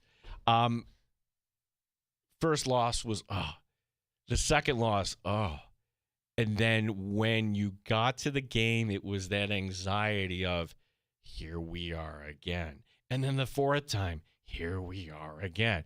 And as a fan, that's how you felt back then. And just, well, did that carry over to the organization? Did that carry over onto the field? The Bills did a great job always getting back to where they needed to get back. But then they never kicked down that door. And the door isn't making the Super Bowl. It was winning the Super Bowl. And we haven't even gotten to that point yet. So it's just interesting takes from Maggie and not the consensus takes, if you will. There is a world of pressure on Sean McDermott, this season, and this is what he's going to be defined on for the rest of his career. Can he lead this talented team? The other thing too is, like, we shouldn't overlook this. The Allen debate on the MVP last year. He won the MVP, and Maggie's correct because, well, there's less around him. Like, you have the Ravens defense and Derrick Henry. Yep. Now you can say there's James Cook. It's funny though, like her husband and my dad. It was my dad who had the take. I should give him the credit. Like, this is bad. What's bad? Paying all these guys at once. There will be some sort of side effect here that everybody's a little less hungry. And to see that episode of Hard Knocks last night, when they're not talking about hunger, but they're talking about energy. Yeah. And the importance of energy, and in practice energy. And they're pointing out things in the Giants game. Here's good energy. And I don't know who the offensive lineman was that they pointed out. Running down the field, just making sure the play wasn't finished, that's good energy. Here's another player, and they show the defensive line. That's bad energy. Yeah. A lot of stand. So if that was a point of emphasis, Dan, and then we get to the Bears game, and your energy brought you a 38-0 result.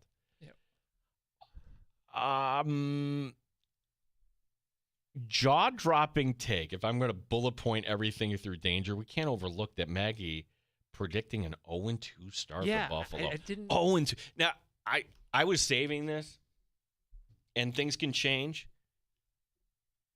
I think the Bills get thumped on opening night. Really?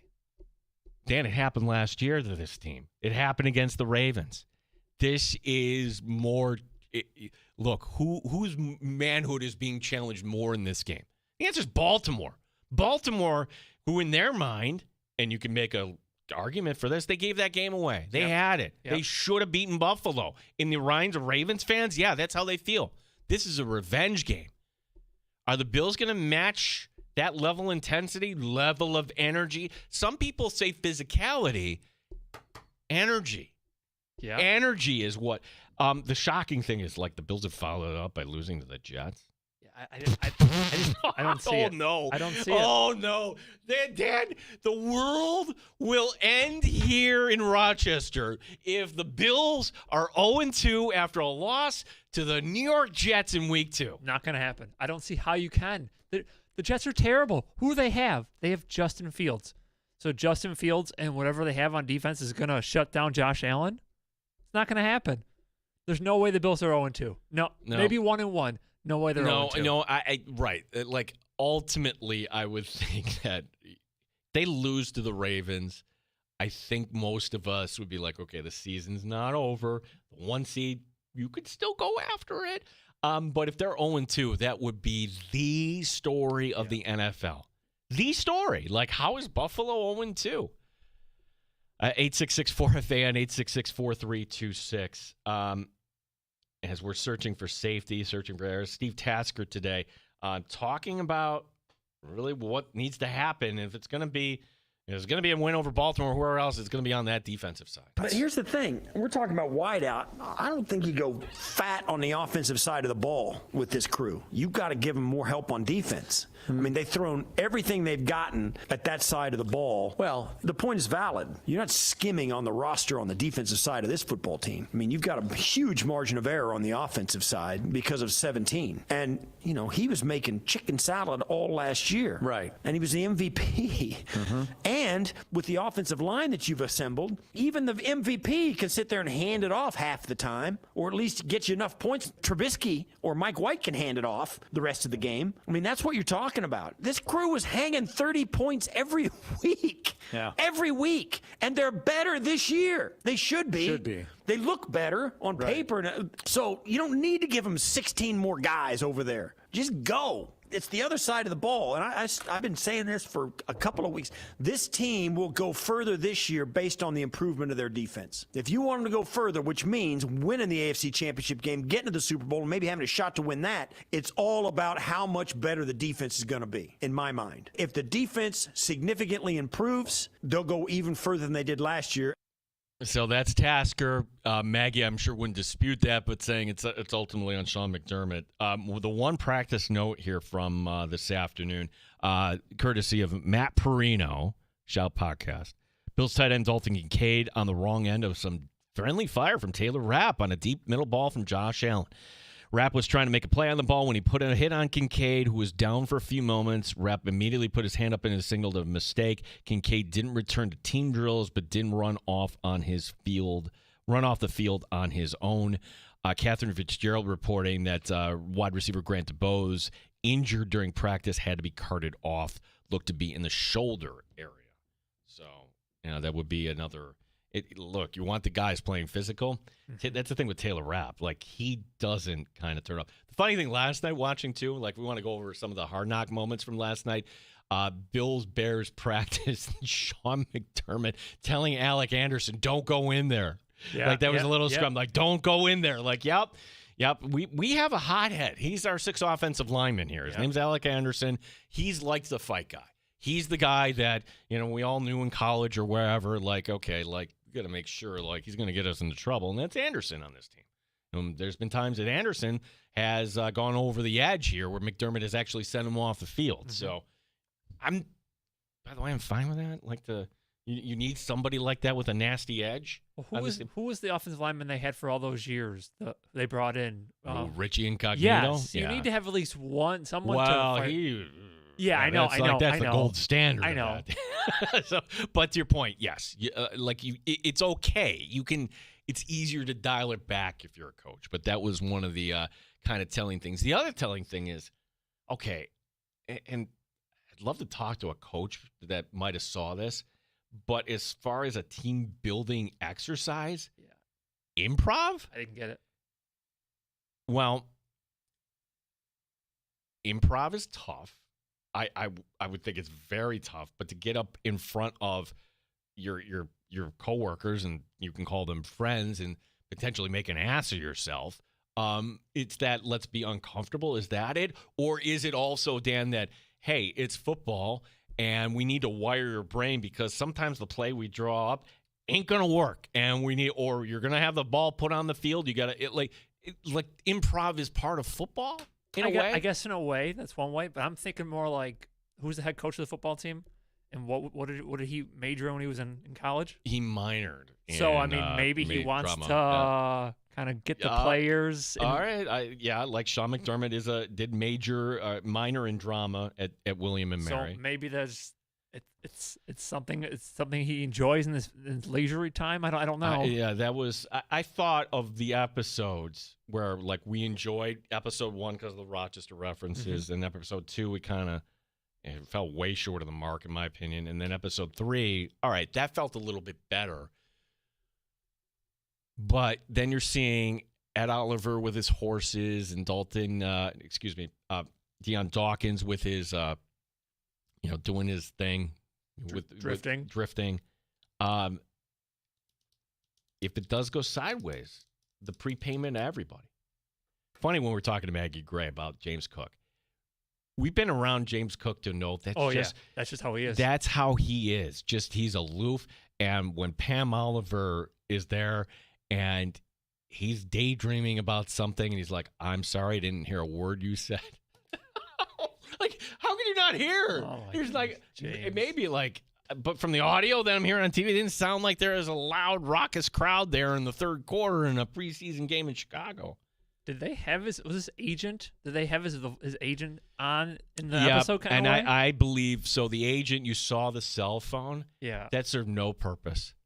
And this was reported. I think it was true. Brandon Beane got the deal done late at night. Yeah. And then they bring in I saw his assistant at camp. I didn't know that's who she was. I didn't either. The assistant was, comes in and like, I got the Beane deal done. Okay. What does that tell you? Brandon Beane wasn't in the office, I don't think, until 11 o'clock at night. Brandon Beane was probably at home, in the home office, working this out. Yeah. And then finally, let's do this. And then Beane's probably like, we got to do this for the camera tomorrow. Because I'm sure Brandon Beane, Hard Knocks was not following him into his home. Hey, and there's he is in his bedroom. And Brandon Beane's going to take a shot. Like, there comes a point where, like, hey, no, privacy. Privacy. So that's why, like, the whole timing of the deal, and maybe that was done by design by Brandon Beane. Mm-hmm. Like, hey, I want to do this, but give me some slack. Like, can we do this? And I don't even know where this agent's based at. Let's say he's based on the West Coast, which would even be better. Okay, can we do this at 8 o'clock your time? Okay, great. Call you later. And that's what ended up happening. So that to me was all kind of staged. When we were doing our prop bets yesterday, I said put it one half, man hugs between Brandon Beane and James Cook. Holy cow, was I off on that. Not 1, not 2, 3 man hugs between the two. And McDermott for a bonus value there. So, and James Cook, when he's like, they're taking the thing, they put him in front and, the TV has the graphic up. Like, he's just like kind of, just how he is. Yeah, he's just how he is. Just super, super chill. Yeah, like he's like on a vacation. Man, a few words. You're not gonna rattle him, and just remember that when you're gonna have like a bad game from James Cook, where he's gonna fumble or maybe he costs the team a game, and if he's that chill, you're gonna want something else as a fan, and you're really not gonna. You kind of want some Tre'Davious White emotion after that first rookie season where you. Ooh, I'm glad you brought up Tre'Davious White. That wasn't staged. There was one time where, gosh, Richie Incognito of all people, bring him up, sits down next to Danger, and just like the sweat that was coming off of him. Yeah. And then the cushion on the seat he was sitting, that the water in August, it's sweat, was beating. It's like, oh my gosh. And like nobody sat in that for the rest of camp. Like you turn the cushion over and like, okay, like no. Well, to see Tre'Davious White, okay, I'm taking off my cleats and then just just like what do you call him? Somebody toss him a new pair of socks with Dollar Tree socks. Like, see, More Trey White. Yeah, I think he's good. I think the guy is hilarious. Like, if I had to say favorite Trey White things, most people would probably say the Trey goal line indicating. Mine was like an improv where I can't remember who the opponent was, but the opponent on the sideline had like I remember. He had the what's the equivalent of Polaroid film? It's like, okay, here's the the things from the formations they blow out. He goes over, he picks it up, and he starts reading. The official's like, no, you can't have that. I mean, it's just it's just fun-loving Trey kind of putting it all out there. So Hard Knocks from last night. Now storyline from today when we got on the air, because Tasker was mentioning this in Brownie at the end. Well, it's a situation in Baltimore with Lamar Jackson that we are certainly going to monitor. Doing the Scooby-Doo thing, ears go up in there. Just like, what are they talking about? It was only a few minutes after that that we learned that Lamar Jackson, he left practice early today, didn't practice for the final 40 minutes. What was that all over? Turns out he had his foot stepped on, which... Dan, that can be quite painful. If it involves a spike, that can be very painful. I don't know if that to be the case, but he's going to be fine. And you never want to wish injury on anybody. No. If the Bills are going to have this magical ride, I want Lamar Jackson healthy. I want Joe Burrow healthy. I want Patrick Mahomes healthy. I want the NFC opponent to have some quality quarterback. I don't want there to be any sort of, but the Bills didn't face the backup. They faced Carson Wentz or whoever may be these teams' back. The Eagles' backup quarterback, it wouldn't be the same. Who is the Eagles' backup these days, by the way? I'm going to look this up because they've had a bunch of different. It's not the guy that got sent to Cleveland. No. It's not Sudfeld anymore. No, and I can't even think of who they have on their roster. Because they just played against the Browns the other day in preseason. I don't know who they're. Oh, okay. The competition between they drafted Kyle McCord. Okay. The Syracuse product. I don't know if he makes He's in Philly? Tanner McKee. He's in Philly. Okay, McKee. And DTR. Dorian Thompson Robinson. That's why they traded for him. That's right. Yeah, that's right. like of all the guys in Cleveland, we were all like, wait a second. They have 6 quarterbacks in Cleveland and didn't keep Dorian Thompson Robinson.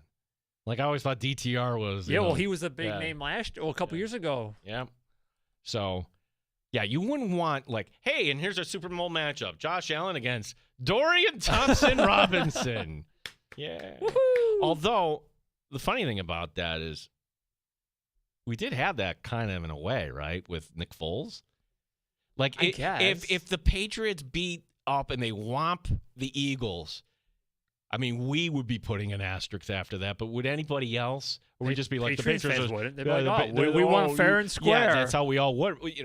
But history looks at it differently. We look at Nick Foles as the guy who actually rose up, when in reality, that should have been the. Okay, so the lesson here, Dan, is you don't want to be elevating the next guy to become the next Nick Foles. No. Because Nick Foles is not Nick Foles if he doesn't win that game. And if the Eagles don't go, say the Jaguars go, that would have been Foles versus Blake Bortles that year. So it would have been, wow. Wow, you got or a good Case Keenum had the Vikings won. You've got a good memory. That was Patriots over the Jaguars. Yep. And the Jags were up big in that game, too. And there was some controversial play. Oh, gosh. Yeah, just a lesson. Like, you don't know when it's going to come around again. Yeah. Yeah, the did everybody get fat and happy in Buffalo? Seeing that, was that the subliminal message last night when talking about energy and how McDermott and the coaching staff wants more energy? The thing that was telling to me last night, maybe I only noticed this, I really wanted to see what Sean McDermott had to say to the team after the 38-0 loss. We didn't see that. We saw what Sean McDermott said to the media, and that's what they spliced in. So what was that? Was that the Hard Knocks crew not filming that, not getting there in time? Was that Sean McDermott cutting that out? Yeah. Like, was so upset or just didn't want the part of that, but I can't stop what I actually said on record in front of these other cameras? Yep. Because to me, that's not Hard Knocks. That's content you can get everywhere. Yep. Or was it something else completely? And I would have liked to see this where Sean McDermott's just so disappointed. So disappointed. For my kids, I doubt they're listening, but if they are, they would know that sometimes when you don't say anything, that means you're really, really in trouble. I'm not mad. I'm just disappointed. Something like that. That's where just like you're just so upset. Yeah. And just the silence speaks more than anything else. And just to see how they're laying out the team getting back to work and how they're not happy with the energy, and then just to take a massive step down. Well, because they even showed, like, said, like the players were not happy with the loss of the Giants. And they showed them all like working out and getting ready for it. Well, they weren't happy with that loss. Maybe they were waiting until the beginning of the next episode. Maggie brought a great point. Who brings the juice on the team is Josh Allen. Mm-hmm. It's clearly Josh Allen. Maybe when he gets back out there, we forgot about this malaise the team is in the preseason. Yep. That's why when we're going to cutdown day, Tyrell Shavers is on this team. Yep. Tyrell Shavers is one guy who's bringing energy, and like it's going to be hard to keep somebody that doesn't at this point. We can get the shots here, Dan, Okay. if you like. Sure. Could there actually be a Power 5 football team? I don't think people are talking about this enough. A school president is considering shutting this down. I'm intrigued. Yeah. Now, if you go over the checklist here, I'll give you the hints if you're not familiar. Okay. Again, Power 5 program where, hey, they produce some notable NFL names. Okay. But and we'll see if you can guess it here, Dan, when we come back. Okay. Okay. Power 5 school produce some notable NFL names. Okay. And they've never won jack, or at least in our lifetime, right? And they're a program that doesn't, on the surface, seem to be making money. Okay, that's the criteria, which even in the Power 5, I'm like, how are you not making money? But no, there's no juice, there's no vibe there. So Power 5 school has produced some, I'll give you another big hit, known for academia. Okay. Okay, academia, some NFL stars over the years, has been really bad on the whole. Could they actually be shutting down? Well, the president is considering this. Let's discuss this. 866-4FAN, 866-4326. Gene Battaglia riding today with Dan Drummy. Danger back tomorrow here on the Fan Rochester.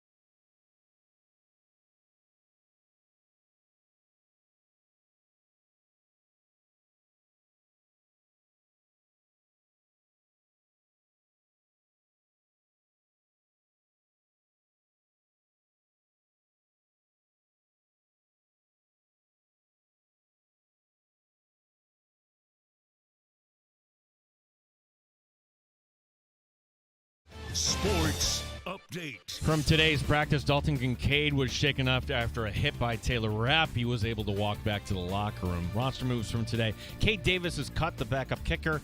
Jarvion Howard, the running back, waived injured. 3 players coming in, a corner named Zy Alexander, a running back named Elijah Young, and offensive lineman Rush Reimer back in the fold. Bills defensive coordinator Bobby Babich on the question at safety. I think when you look at it, there's a lot of different pieces, moving pieces right now, and we're seeing progress. Maybe it's delayed progress, but we're seeing progress in the way that it wants to go, whether that be from injury, availability, and we'll be good. Rochester Red Wings take on a new identity tonight. The Rochester Whitehots will take on Toledo. Pirates over the Jays 2-1. The Phillies put up an 11-2 win over Seattle. Gene Battaglia, the Fan, Rochester.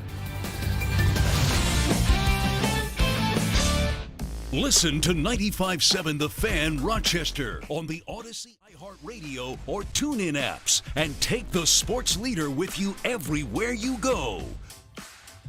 So, I'm putting out this in real-time trivia question to producer Dan DeLorean. Welcome back here to the Sports Bar, because I think this is if this ends up happening, I think this will have other presidents' ideas here, and I think it's only the beginning. We've seen this in other sports. We saw it in hockey where, American International goes on this run in Atlantic hockey, and then their top donor stops giving money. And then they shut down the program. Well, okay. No more Division I. You're going to go to Division II, and that's it. It's like, wow, this can happen. Or like Hartford basketball dropped to Division III. It can happen, but we haven't had it. Power 5 football program. According to a report, the president opened the idea of shutting it down. Now, as I'm going through the criteria, see if Dan DeLorean has a good guess. Criteria is Power 5, okay? Got to think of those schools. Known for its academics. Has some NFL stars, that have come through that you've certainly heard. Not good at all, and no one cares. Or very few, right? It's not really, it's an afterthought of a program.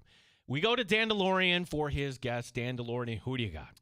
So I was thinking like Cal or Stanford, but I don't think I'm anywhere close to being right. Well, we've got Chris writing in Vanderbilt. You got to give a final answer. You can't go fishing on this. I'll go Cal, but I don't think it's right. Again, you don't think it's right. I don't think it's right. I'll say Cal, but I think I'm way off. See, okay, you got to have, if there's anything I want to teach you today, be a man of conviction, Dan, because you had it. It's Cal. Oh, okay. Cal is right. You had it. Yeah, academia. Lucky guess. Lucky guess. Cal Berkeley, excellent school, excellent part of the country. NFL stars, Aaron Rodgers. Aaron Rodgers. Marshawn Lynch. Oh, that's right, yeah. Yeah, there's been, and no one cares out there. That stadium is outdated. No one goes to it. And you've got this report, according to Pete Thamel, that UC Berkeley president James Milliken has opened the idea of shutting down football. It's losing money. The president citing a small fan base, empty stadium, poor on-field results. Wow. Check. Speaking of checks, I don't know to what degree this is real, Dan. Is it, or is it just kind of a cattle call? Meaning, is it a ploy to get donors to say, no, we can't do that, right? I don't know why I gave Cal Berkeley owners they're from the South, but I mean, look, the ACC doesn't compare to Big Ten and SEC in terms of dollars they pull in, and Cal is misplaced in the wrong coast. They don't belong in the ACC, but explain to me how you could be losing money in college football today. What are you doing wrong? They're doing something wrong out there. Well, because, I think USC is doing just fine, right? Well, and look, Cal is kind of a little bit just a hair north of San Francisco, but you would think, Silicon Valley, just a stone's throw, you would have enough alums that would kind of back this and at least prop it up. I didn't know that was going to be something, but there's an alarm bell and that would be interesting if we had a school like Cal that said no. Like you say, Cal football, what are they known for? The band is on the field. Yeah. That's the one thing that I think they're known for. Yahoo Sports reporter Kendall Baker says this is close to being a done deal. By the way, good job on that. Thank you. But Thank you, next time, don't hedge. What do we say in the sports? Hedges are losers. That's right. Like, don't hedge. Like, you just be like, Cal is my answer. I'll just Be phone like, a friend next time. No, you're not allowed to do that. Gotta buy a vowel. Love putting you on the spot. Yahoo Sports' Kendall Baker says this is close to being a done deal. New TV deals that will go into place reported in the Major League Baseball. The loser is Apple. Apple TV, you're out, which is actually kind of surprising, but I guess not surprising because the few Apple games I've watched, I'm like, I haven't. No, it's not. The Friday night Apple game, dunzo. That package would go over along with Sunday Night Baseball to NBC and Peacock. NBC and Peacock would also get the wild card round. Now, if they can put the wild card round game in Major League Baseball on a stream, yeah, because they do it in the NFL. Yep. The last few years we've had a streaming game, which I think sucks. Yep. I hate that I've got to actually, it's the equivalent. It's pay-per-view is what it is. So get ready for that in baseball. So no more Sunday Night Baseball on ESPN, but ESPN would be a winner in this because it wouldn't be the rights. They would actually buy MLB.TV would hand over the streaming rights, and they would make a fortune on this up front. So I'm shocked that baseball would just sell that off. And the Home Run Derby would go over to Netflix. Fox remains intact. I think it would take some time to get used to, but I'd be okay with it. My only question is, are we going to have the Roku game every Sunday? Oh no, that's the one where like I feel bad for everyone. Like Roku, what is that? Like you're 11 o'clock on a Sunday. Oh, I hate that. Yeah, it's not cool. The Pirates won. They won the series from the Jays. So if the Jays somehow stub their toe in September coming up. This might be one of the things that you point to. News from Pittsburgh today. They're finally calling up Bubba Chandler. Who's Bubba Chandler? He's a 22-year-old, widely considered as the top pitching prospect in baseball. This might have happened sooner, except, well, he's been inconsistent. After a really hot spring, record now 5-6, the ERA over 4. But, Dan, the kid has some stuff here. There's no doubt about it. I know they were making a big deal of it today. I think they brought it up on Writer Than You as well. They were talking about it. So I'm not familiar with the prospect himself, but if he's making waves, he must have some traits, and he must be pretty decent. Tyson Bagent, 2 years, $10 million he gets. Can earn up to $16 million with incentives. Not bad from coming out of Division II Shepherd University. And he was featured last night on Hard Knocks as well. They said the other 17 was making more plays while Josh was on the sidelines doing whatever he was doing. Yeah, I mean, I like Bagent, and I'm not signing up for Kalen Williams as fixed everything. Well, maybe it's just that they know him, they're familiar with him, and he does a decent job. And if something happens to Williams, at least you have something. I would sign up for this. I think that Ben Johnson is just a really excellent coordinator. Yep. And Chicago's lucky to have him. And the baseline for Chicago this year should be 8 wins, maybe 9. They should be farting around. And I do think Detroit's going to feel that. Yep. They can't. They just poked another lifetime coordinator. I forget who the guy was, but he was a coordinator with the Jets in 2017. I'm like, okay, I don't know. I if they're going to go with some different offense and Jared Goff, that might be the secret storyline. Like, we just can't underestimate that the Lions lost 2 really good coordinators, and now that's like Dan Campbell. No, Well, I think Detroit's going to feel the heat from it because I don't think they're going to be able to replicate what they had with Ben Johnson. We have 3 weeks left in the WNBA regular season, so it's noteworthy that now at a total attendance of 2.3 million, the league just broke their all-time record. Nice. Now, this is a little skewed because adding in Golden State helped, but the Valkyries have been really good, both on the court and at the box office.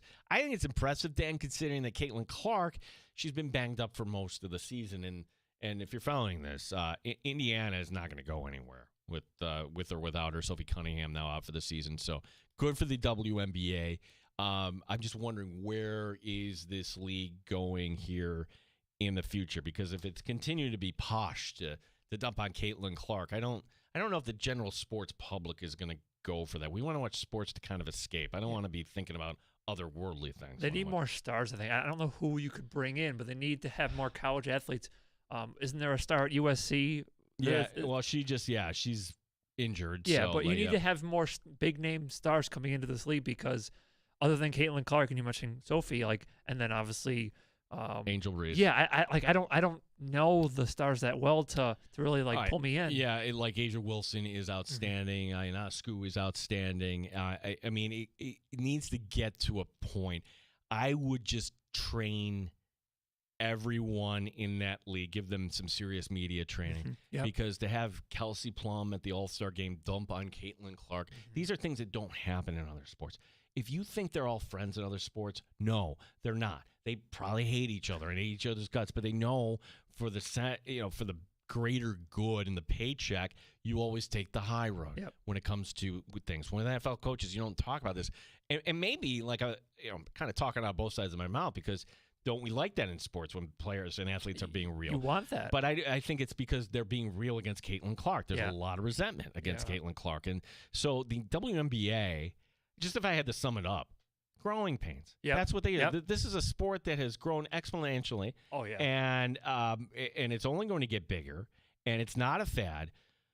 But because they've grown so quickly, I think that, there's been some kind of things that just got to clean it up here or there. And, when the playoffs come around, I wish, Dan, that the playoffs were right now. Yeah. Because once we get to September. No one's going to be watching. No, it's hard. It really is. Because you have football, you have MLB, you have NBA starting up, you have hockey starting up. It feels like a league that is predominantly done to fill arenas. Yeah. When nothing else is going on. Which hockey starts up in October, and we can fill arenas from June to September. They got to get out of that mindset. It's okay to start the season, say in April.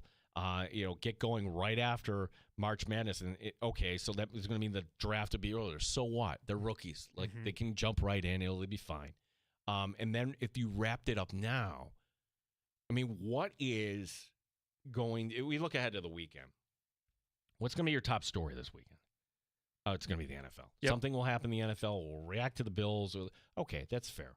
But beyond the NFL, your top story, and we're watching it right now on the monitor, we gobble up the Little League World Series. We love watching the kids, and I think part of me feels guilty because, we shouldn't be putting pressure on 12-year-olds like this with a big mic, but look, it's a great event. And the final will be coming up on Sunday, and that will be kind of your lead story Sunday night. It's not going to be baseball. Okay, Scotty Scheffler winning the playoff that no one cares about. No, that's not going to be a lead story. If you put the WNBA finals on right now in this, we're waiting for football to start. And we're going to get just a little morsel of college football. 5 games this week. And really, again, teams are really on. But people are going to watch. We'll watch. Oh, yeah, we'll watch. But I think that if you are going to just market your product when people will be watching the most. If we had someday, say, an Indiana-Las Vegas final in WNBA that started now and wrapped up on Labor Day. Okay, now we're talking. When we get to September, I'm sorry. You're right. Yeah, and it doesn't make me a WNBA hater. I'm trying to make a suggestion to the sport. It's a good idea. Last call is for you. 866-4FAN, 866-4326. We'll take your calls next on The Fan Rochester. You're listening to The Sports Bar with Danger and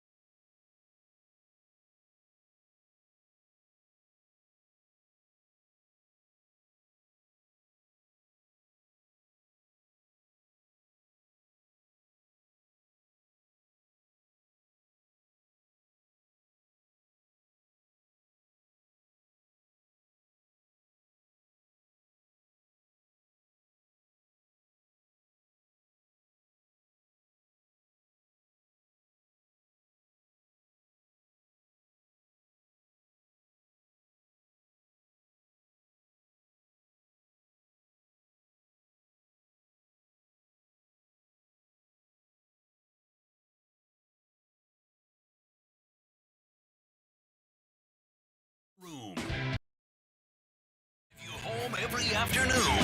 You're home of the Buffalo Bills. The Fan Rochester. The Fan Rochester. Neat or on the rocks? It's the Sports Bar with Danger and Battaglia on the Sports Leader 95.7 FM and AM 950 The Fan Rochester. Bills training camp coverage brought to you by Ace Swim and Leisure. Get the most out of summer. Ace has beautiful outdoor furniture, fire pits, parts, accessories, chemicals, everything you need for your pool. Chiley Avenue and Ridge Road, Webster, aceswim.com. Quick update on the Bills. Apparently that did happen today. According to the NFL transaction wire, they did tell you who makes visits officially too.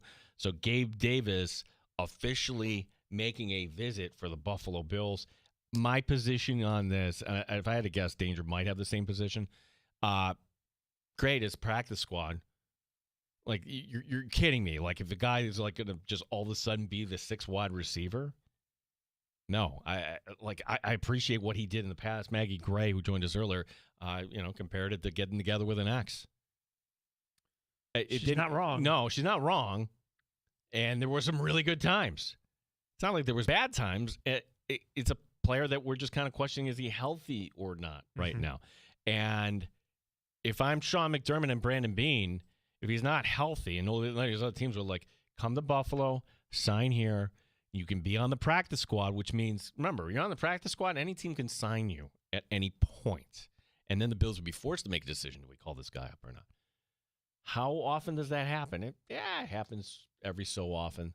There was a corner a few years ago that the Jets signed off the Bills practice squad that had an odd name. It escapes me right now. Somebody will come up with it. But it would be a safe way to kind of go.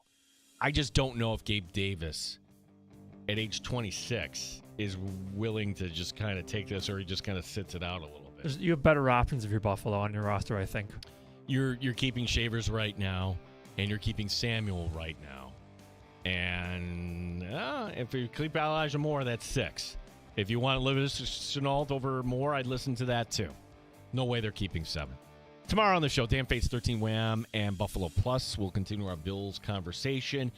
And the man of international mystery, Mike Danger, will be back tomorrow here in the Sports Bar, which means Dan DeLorean will see you in your normal shift, buddy. But thank you for having me, Gino. It was fun to hang out with you these last 2 days, and maybe we'll do it again sometime. Happy National Radio Day. Thank you. To you, Dan, and to everybody in our crazy business. The JR Sports Brief coming up next here on the Fan Rochester. Have a good night.